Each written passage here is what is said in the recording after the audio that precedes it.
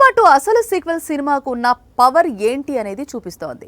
మిగతా వాళ్ళ సంగతి ఏమో కానీ సుకుమార్ మాత్రం ఈ రికార్డులు, ఆ కలెక్షన్లు, ఈ క్రేజ్ చూసి ఆశ్చర్యపోతున్నాడు.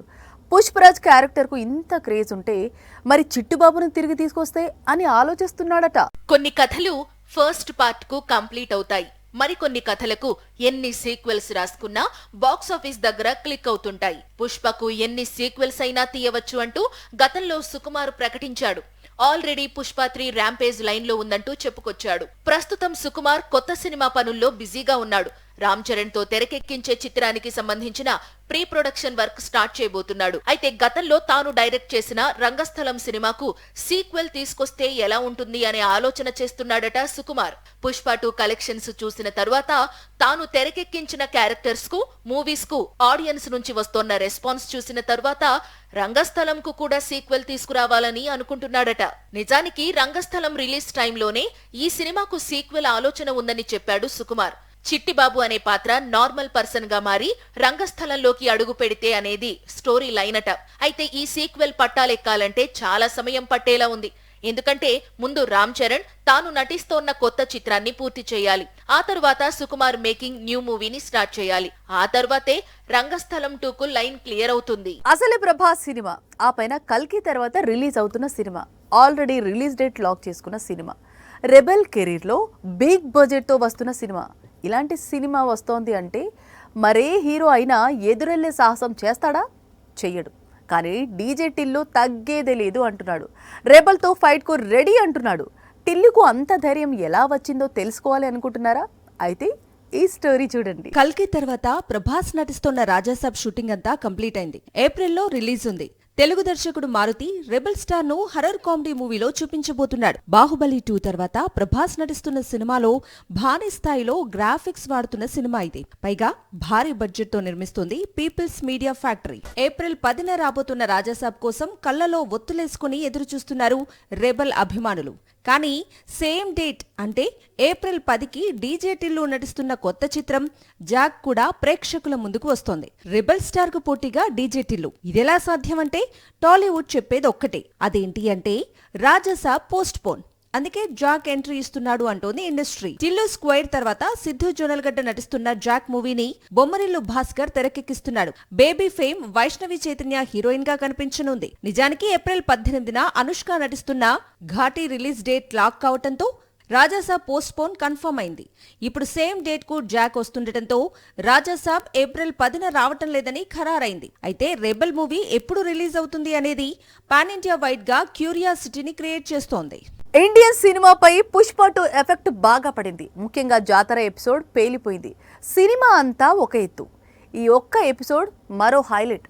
ఇప్పుడు ఇదంతా ఎందుకంటే ఒక్క ఎపిసోడ్కే ఫ్యాన్స్ ఇలా అయిపోతే, పాన్ ఇండియా షేక్ అయిపోతే, సినిమా మొత్తం అలాంటి కంటెంట్ ఉంటే ఇక కోలీవుడ్ అలాంటి మూవీనే తీసుకొస్తోంది. పుష్ప 2లో గంగమ్మ జాతర ఎపిసోడ్ హైలైట్ గా నిలిచింది. సినిమాకు 1500 కోట్ల వసూళ్లను అందించడంలో కీలకంగా మారింది. ఒక కాంచన, ఒక కాంతార సినిమాలను ఆడియన్స్ కు గుర్తు చేసింది. లారెన్స్ కూడా ఇదే రైట్ టైం అనుకుని కాంచన రీఎంట్రీకి రెడీ అవుతున్నాడు. 2019లో కాంచన 3 వచ్చింది. ఆ తరువాత సీక్వెల్ గురించి లారెన్స్ ఎలాంటి అప్డేట్ ఇవ్వలేదు. హీరోగా ఇతర ప్రాజెక్టుల్లో బిజీగా ఉండడం మరో రీజన్. అయితే ఇప్పుడు హీరోయిజం కంటే తన కాంచన సిరీస్ ను ముందుకు తీసుకెళ్లడం ఇంపార్టెంట్ అనుకుంటున్నాడు. కోలీవుడ్ లోనూ పుష్ప 2కు మంచి వసూళ్లు వచ్చాయి. జాతర ఎపిసోడ్ కు అద్దరిపోయే రెస్పాన్స్ వచ్చింది. అందుకే కాంచనకు 4వ భాగాన్ని వచ్చే ఏడాది పట్టాలెక్కిస్తానంటున్నాడు. కాంచన అనగానే లారెన్స్ క్యారెక్టర్ ఎంత హైలైట్ గా నిలుస్తుందో సిరీస్ లో కనిపించే హీరోయిన్స్ విషయంలోనూ అంతే క్రేజ్ కనిపిస్తుంది. 2వ భాగంలో తాప్సీ, 3వ భాగంలో వేదిక మెరిశారు. 4వ భాగంలో మాత్రం బుట్టబొమ్మ హీరోయిన్ గా కనిపించబోతోందని సమాచారం. హారర్ జానర్ లో పూజా హెగ్డే మొదట కనిపించే చిత్రం ఇదే అవుతుంది. శ్రీలీలకు పెరిగిన క్రేజ్ తో రష్మిక నేషన్ క్రష్ గా మారటంతో బుట్టబొమ్మ కాస్త రేస్ లో వెనకపడింది. టాలీవుడ్ కు దూరంగా ఉంటోంది, కానీ కోలీవుడ్ కు దగ్గరవుతోంది. అక్కడ వరుసగా సినిమాలు కమిట్ అవుతోంది. ఇప్పుడు కాలీవుడ్ లో మోస్ట్ క్రేజియస్ట్ ప్రాజెక్ట్ ఏదైనా ఉంది అంటే అది దళపతి విజయ్ నటించే చివరి చిత్రం. ఈ సినిమాలో నటించే వారందరికీ సపరేట్ క్రేజ్ ఉంటుంది. ఈ లిస్ట్ లో బుట్టబొమ్మ చేరిపోయింది. ఎప్పుడైతే విజయ్ చివరి చిత్రంలో పూజా పేరు లాక్ అయిందో అప్పటి నుంచి పూజా హెగ్డేను కాలీవుడ్ సెపరేట్ గా చూస్తోంది. క్రేజీ ప్రాజెక్ట్ ఏదైనా సరే బుట్టబొమ్మ దగ్గరికే వెళుతుంది. ఇప్పటికే సూర్యకు జోడీగా కొత్త చిత్రంలో నటిస్తోంది. ఇప్పుడు కాంచనా సీక్వెల్ లోకి అడుగు పెడుతోంది. పూజ తీరు చూస్తుంటే ఫ్యూచర్ లో కాలీవుడ్ ను రూల్ చేసినా ఆశ్చర్యం లేదనిపిస్తోంది. కాలీవుడ్ లో ఇంత బిజీగా వరుసగా సినిమాలు చేస్తున్న పూజా హెగ్డే టాలీవుడ్ కు మాత్రం డిస్టెన్స్ మెయింటైన్ చేస్తోంది. ఇక్కడ తెరకెక్కే చాలా ప్రాజెక్టుల్లో పూజ పేరు వినిపిస్తున్నా డేట్స్ మాత్రం లాక్ కావటం లేదు. తెలుగులో శ్రీలీల హవా ఎక్కువగా ఉండటం మరో రీజన్. ఆస్కార్ అనగానే ఏదో తెలియని ఎగ్జైట్మెంట్ కనిపిస్తుంది. అకాడమీ వేదికపై భారతీయ సినిమా మెరిస్తే బాగుండు అనిపిస్తుంది. RRR కు ఆస్కార్ దక్కిన తర్వాత ఇలాంటి ఆశలు ఇంకా ఎక్కువయ్యాయి. కానీ ఈసారికి మాత్రం ఎలాంటి ఆశలు పెట్టుకోకపోవడమే బెటర్.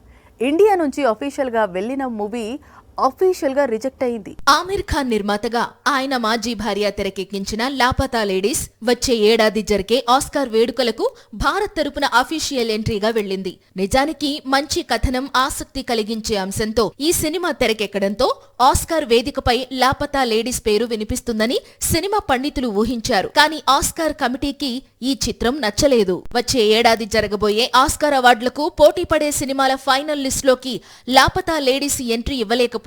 దాంతో చిత్ర యూనిట్ చాలా డిసప్పాయింట్ అయింది. కొద్ది రోజులుగా ఈ సినిమాకు క్యాంపెయిన్ చేసిన అనుభవం మాత్రమే మిగిలిందని చెప్పుకొచ్చింది. అయితే మరో హిందీ చిత్రం ఆస్కార్ షార్ట్ లిస్ట్ లో చోటు సంపాదించడం ఇక్కడ ట్విస్ట్. బాలీవుడ్ నటి షబానా గోస్వామి నటించిన సంతోష్ అనే మూవీ యూకే నుంచి ఆస్కార్ షార్ట్ లిస్ట్ లో చోటు సంపాదించి అందర్నీ ఆశ్చర్యపరిచింది.